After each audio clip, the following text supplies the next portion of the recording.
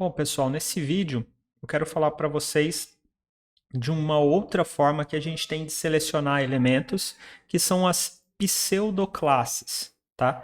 Pseudoclasses, pessoal, são classes, né, que a gente tem aí pré-definidas pelo CSS que permitem selecionar alguns elementos que têm algumas propriedades específicas, tá?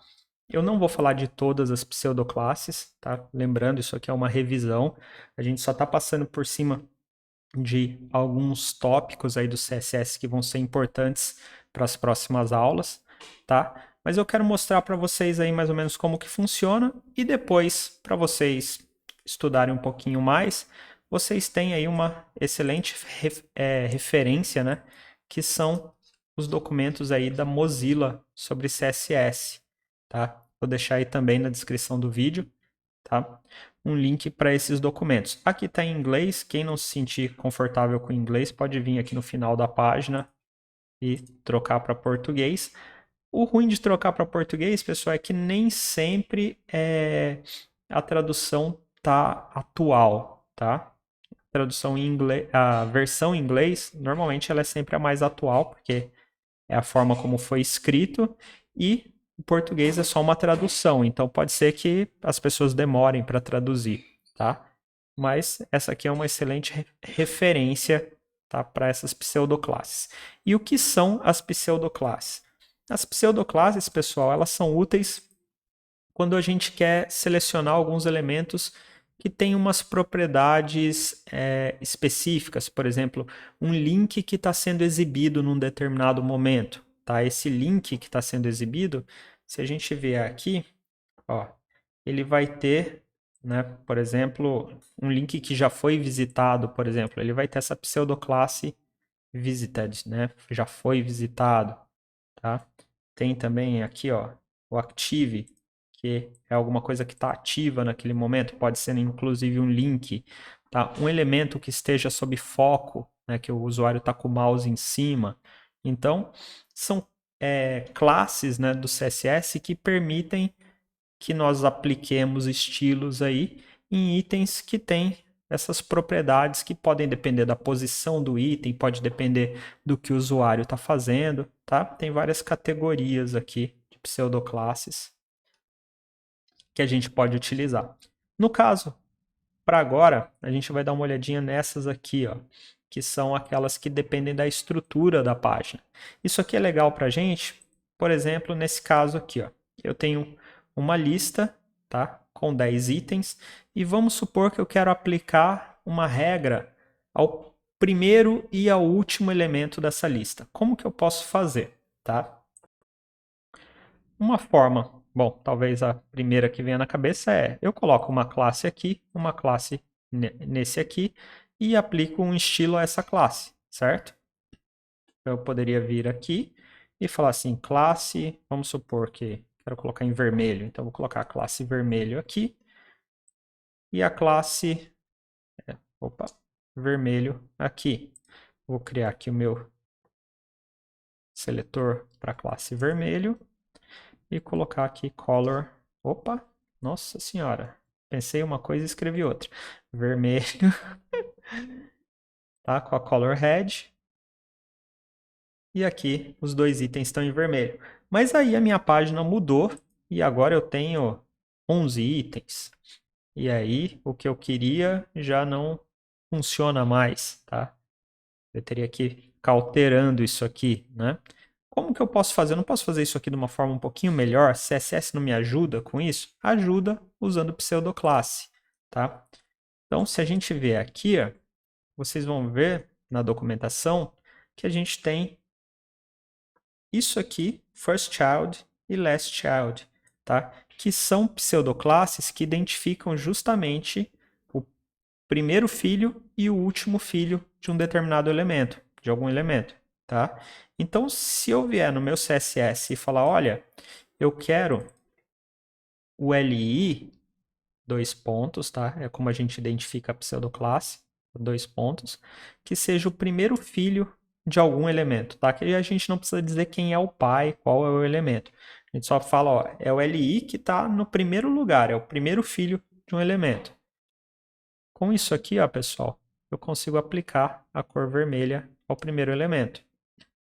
E eu venho aqui, coloco vírgula para colocar um outro seletor e posso usar também o last child e vamos ver o resultado. Está aqui, ó, no último elemento. Se eu apagar o 11 agora, o 10 passou a ser o último elemento. Tá? Então as pseudoclasses elas são bem úteis nesses casos, tá? Onde o conteúdo pode ser dinâmico ou o que a gente quer fazer ali, né, naquele momento, depende de alguma ação do usuário, alguma coisa do tipo. Um outro exemplo clássico, pessoal, vamos supor que eu quero, no caso de uma lista assim, ou de uma tabela, eu quero que cada elemento tenha um fundo diferente, dependendo se ele é par ou se ele é ímpar. Tá? E para isso eu tenho uma classe bem legal, que é o nth, né? nthchild, que seria o filho que está em determinada posição. Com ele, eu posso especificar, vamos supor aqui, li nthchild, vocês vão ver que ele tem aqui os parênteses aqui na frente, e eu posso especificar uma posição, tá? O índice base dessa posição é o 1, e aí eu posso colocar, vamos supor aqui, background color, e aí eu quero um cinza. O que vai acontecer aqui? O quinto LI, tá? Vai ter a cor cinza, cor de fundo cinza. Vamos ver se isso funciona? Ó, funcionou. Então, consigo especificar por posição, tá? E ele tem, no lugar do 5 aqui, eu tenho alguns valores especiais que eu posso colocar. Ó, esses dois aqui, odd e even. Odd é ímpar e even é par, tá? Então, vamos supor que eu quero fazer aqui um alternado. Primeiro elemento cinza, segundo branco, terceiro cinza. Eu posso vir aqui no meu código e tirar o 5 e colocar no lugar, por exemplo, odd. E olha só o que acontece. Bem legal, né? Então a gente consegue, usando as pseudoclasses, fazer esse tipo de coisa de forma bem simples. Imagina só, se você não conhecesse a pseudoclasse, você teria que colocar aqui classe fundo cinza, classe fundo cinza, bem mais difícil de manter. Então, usando as pseudoclasses, a gente consegue fazer isso aí de forma bem simples. Como eu falei para vocês, a gente tem diversos tipos aí, né, de pseudoclasses que a gente pode usar. Não dá para eu, nessa aula aqui, né, nessa revisão, olhar para um por um, tá? Mas recomendo que vocês deem uma olhada. E até para desfazer aí uma besteirinha que eu falei no começo, que é focus, né, que é quando passa o mouse em cima, não é isso, tá, pessoal? Focus é quando um elemento tem foco. Por exemplo, uma caixa de texto está selecionada. Aí essa propriedade é aplicada. Quando você passa o mouse em cima, a propriedade aqui é o hover, tá? Vamos ver como isso funciona? Vamos supor que quando eu passar o mouse aqui em cima dos meus elementos, eu quero que o fundo fique em preto. Tá? Como que eu posso fazer isso? Eu posso vir aqui, colocar li, hover, e aí eu vou colocar aqui background color black. Vamos ver o resultado? Ó, quando eu passo o mouse em cima, o fundo muda para preto. Tá? Bem legal, né?